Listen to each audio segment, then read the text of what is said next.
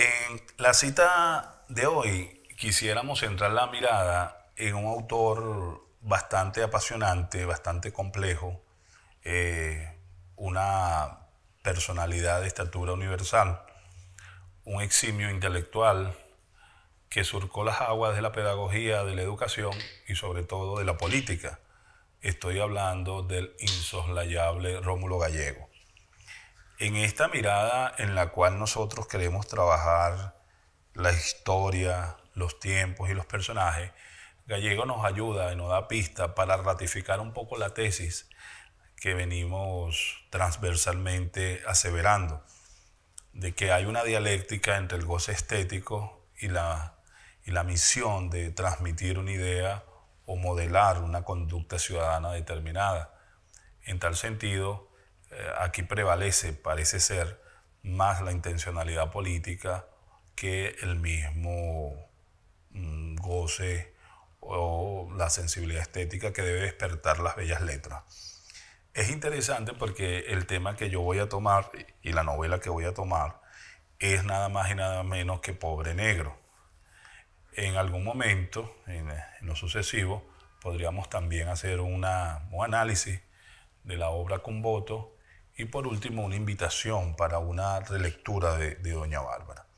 Pobre Negro es una obra escrita y publicada, mejor dicho, publicada en 1937 y estamos hablando de una obra que por primera vez incursiona en la temática de la negritud o lo que ahora nosotros llamamos polémicamente la afrodescendencia. Es interesante porque Gallegos ya se había consagrado en 1929 con Doña Bárbara, en 1925 había dejado atrás La Trepadora y ya prácticamente Gallego es un gallego, ¿verdad?, que ha sufrido el ostracismo, que ha sufrido el exilio voluntario en virtud de que cuentan que el mismo Gómez se dejó seducir por Doña Bárbara y prácticamente se la hizo leer de un tirón una noche y entonces quiso sumar calidad de senador y posteriormente de ministro a Gallegos a su tren de gobierno y bueno, en defensa propia tuvo que exilarse. Lo interesante es que después del 36 los derroteros de la patria van a cambiar y Gallegos encarna en gran medida, entre comillas, simbólicamente, la opción distinta a todo lo que despide el sospechoso olor al gomecismo. Recordemos que Gómez muere en diciembre de 1935 y Eleazar López Contreras, su otrora ministro de Guerra y Marina, es el presidente en el septenio siguiente, es decir, del 36, ¿verdad?, al 43, aunque manda a modificar la Constitución a 5 años. Lo interesante en todo caso es que Gallego fue candidato presidencial en esa época. Y hay quienes aseguran que esta novela, que como ya dije, su centro temático tiene que ver con el problema de la negritud, de la esclavitud, del siglo XIX y demás, es interesante porque es una mirada que suma un elemento que Gallego no había considerado y que además, y eso es lo que yo quiero demostrar, está implícito su programa de gobierno de la coexistencia de sistemas y formas económicas que no deberían ser antagónicas. Dicho de otra manera, en mi mirada, Gallegos, en Pobre Negro, busca la mirada conciliadora acorde con el programa de gobierno que él quiere implementar en los años 30, finales de los años 30, y que se va a concretar en parte después que él llega a la primera magistratura en 1947. Llega a ser presidente de la República, recordemos,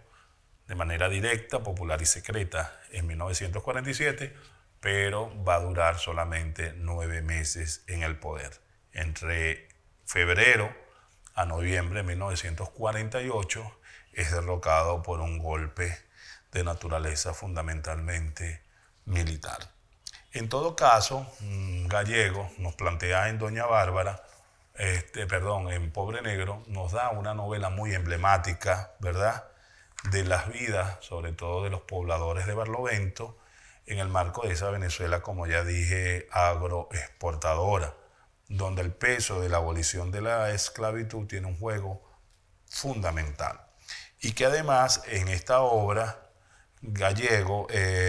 rompe con los esquemas regionales y se atreve a incursionar, según la mirada de algunos especialistas, en algo mucho más experimental. Algo más experimental que, insisto, no oculta el programa, el propósito programático de este que ahora, además de autor, además de escritor, es un político ya que ha decidido, en representación de un grupo, de una fracción del PDN y posteriormente Base de Acción Democrática, es el candidato fundamental de esta parcialidad política, ¿no?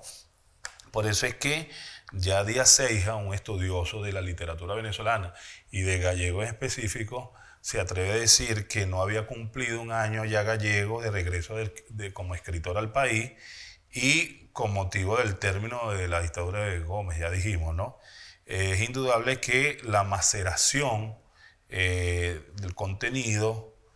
de esta obra escrita en España no tiene la madurez para él de La Trepadora o de Doña Bárbara, ni siquiera de Cantaclaro ni de Canaima.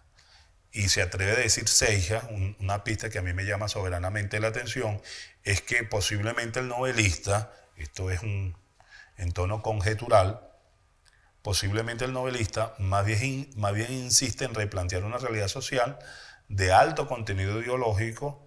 que le había inquietado preferentemente desde los días que concibe sus primeras novelas, ¿no? El ánimo le impide concretar lo estético según esta visión. Ahora, yo en esta intervención quisiera señalar rápidamente algunos elementos que para mí son de gran factura, ¿no? Primero, entender nuevamente la novela, en este caso Pobre Negro, como una novela que no huye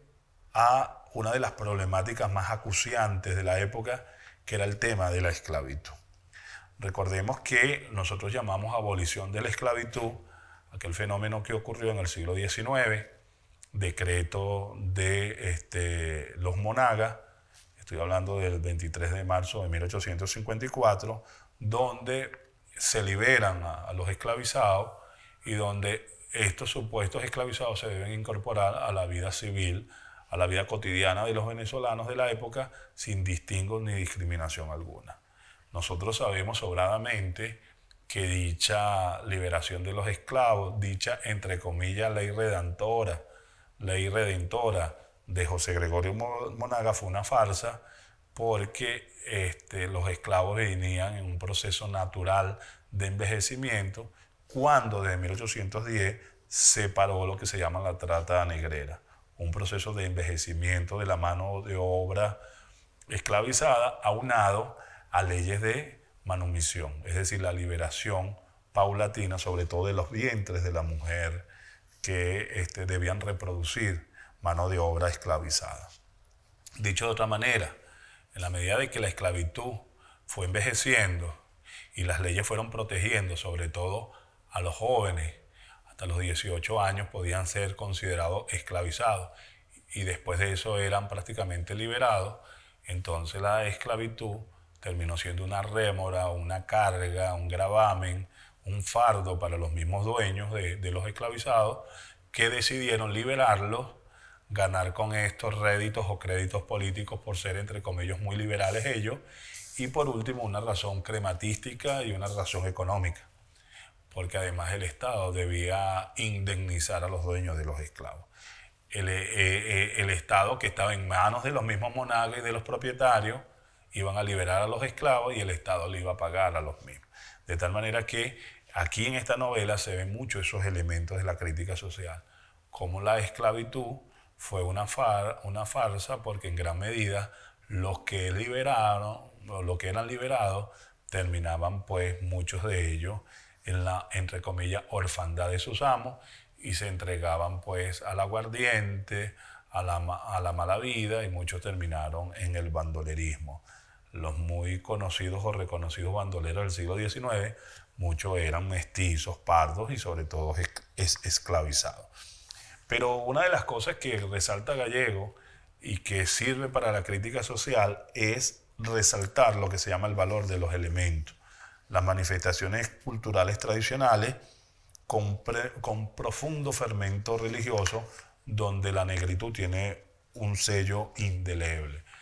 Recordemos que son los años 30, recordemos que Venezuela todavía no tiene lo que se llama geográficamente la unificación territorial. Es Gómez quien hace las carreteras, es Gómez quien busca un ejército nacional, complementa al ejército nacional, es Gómez el que garantiza un ejército fuerte, pero también el que busca crear como una especie de instituciones incipientes, y es con López que comienza pues con mayor fuerza la modernización del país. Y en ese marco los venezolanos no nos conocíamos. No nos conocíamos porque había una fragmentación geográfica, geohistóricamente explicable, que aunado a las guerras civiles, a las guerras intestinas, a la separación de bandos y banderías en el siglo XIX, hacía imposible pues una especie de integración territorial. De tal manera que Gallego asoma una realidad que muy pocos habían tocado en la literatura venezolana, que es el mundo de los negros, con todo lo que esto implica. Pero lo interesante es el valor que le da él a elementos simbólicos como la orquídea, como el mayo, como los velorios, como la realidad de la fundación arriba y la fundación abajo, es decir, a todo ese mundo mítico, mágico, religioso, de personajes que se confunden entre la ficción y la realidad, donde el baile, por ejemplo, el baile del tambor, es catárquico, es expresión en gran medida, nos dice Gallego, de la, entre comillas, la raza oprimida, que se refleja y que se libera orgiásticamente, ¿verdad? En un baile que nos convida a mirarnos desde la mirada múltiple, sin vergüenza y sin vergüenza nacional y sin vergüenza étnica por tener esta carga negroide en nuestras venas. Es decir, Gallego está invitando a un segmento importante de la población venezolana, está buscando lo ontológico de la personalidad venezolana, donde lo negro, lo negroide, ¿verdad?, tiene un destacado significado, asunto que no ha sido, que no había sido trabajado previamente por él, pero que en América Latina ya había habido algunas muestras de eso. Lo interesante en todo caso es que Gallego centra su mirada en el personaje más importante, que es Pedro Miguel Candela, el cachorro. Pedro Miguel Candela es un personaje atractivo, significativo, es un mestizo, hijo de una situación bastante socialmente reprochable, ¿verdad?, que era prácticamente el producto de la unión carnal entre una blanca y un negro, entre la niña de la casa, ¿verdad?, y que sufrió un extraño mal, Ana Julia Alcorta, y negro malo. Interesante esta visión que ha sido estudiada desde el punto de vista también psicoanalítico, que ambos personajes mueren en la trama, mueren trágicamente, ¿no? La niña que tenía episodios, ¿verdad?, lamentables, rememorando situaciones difíciles en el año terrible, en el año 14, traumas que en uno de esos trances determinados va a caer en manos, por el extraño mal, así se llama, en manos de negro malo, ¿no? Es decir, es la mezcla de la aristocracia con un hombre de origen humilde, con una persona considerada despreciable para los amos de la casa, en virtud de que era negro y además tenía oficios viles. De esa unión surge Pedro Miguel Candela, que tiene la ambigüedad propia del mestizo, donde hay un desprecio a su padre, ¿verdad?, en gran medida nunca, porque es una carga en su linaje, porque ha sido él el culpable de su desgracia en virtud de que él es negro y es esclavizado, pero también un desprecio por la blanca, porque la familia siempre lo negó. Entonces él tenía medios hermanas, como Luisana, donde había una relación ahí, un poco de atracción entre la novia y la madre que no tuvo. Y eso un autor llamado Calles lo maneja muy bien desde el punto de vista jungiano, como ya hemos dicho. En todo caso, a él se le va a revelar la verdad de que él es hijo del extraño mal de la blanca con negro malo.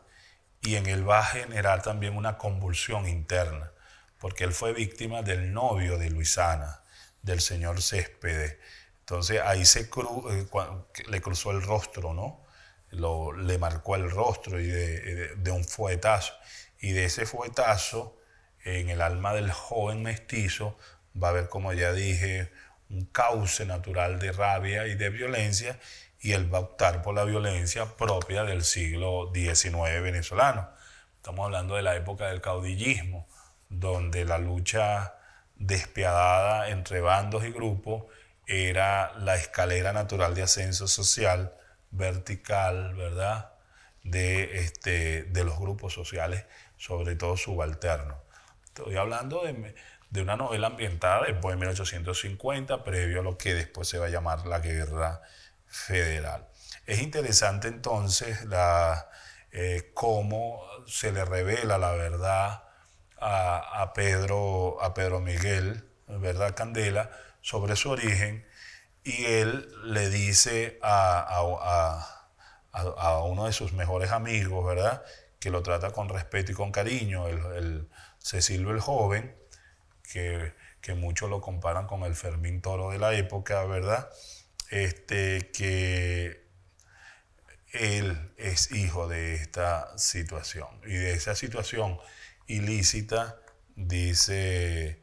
que generó él una rabia de otro tinte. En todo caso, en esta obra vemos claramente la denuncia social que hace Gallegos sobre la situación de violencia del siglo XIX venezolano. Habla de la ambigüedad del mestizo, que es un desarraigado natural, y describe magistralmente, más que el diálogo, aquí priva la descripción, ¿verdad?, y la narración, describe magistralmente lo que él llama la siembra de vientos, es decir, las guerras intestinas del siglo, de la primera parte, o la primera mitad, mejor dicho, del siglo XIX. Esa Venezuela convulsionada por el choque entre las oligarquías liberales y las oligarquías conservadoras, donde el hegemón fundamental es Páez y posteriormente los Monagas, y donde hay una lucha fratricida entre quienes detentan la tierra, los latifundistas, en detrimento del campesinado y de algunos esclavizados. Aquí me atrevo a citar una afirmación que sintetiza muy bien, digámoslo así, la conciencia social de Pedro Miguel en ese ambiente caracterizado, como ya dije, por el cinismo político y por la gran movilización social. Cuando él dice: yo no soy un hombre, sino un arrebato de todo un pueblo que se está arrojando en los brazos de la muerte por no encontrar el camino de la vida. Yo creo que ahí está, de una manera bastante axiomática, de bastante puntual, de bastante afirmativa, de bastante contundencia, parte de la problemática y de la propuesta que nos hace Gallego en esta obra. Cuando dice Pedro Miguel Candela: yo no soy un hombre,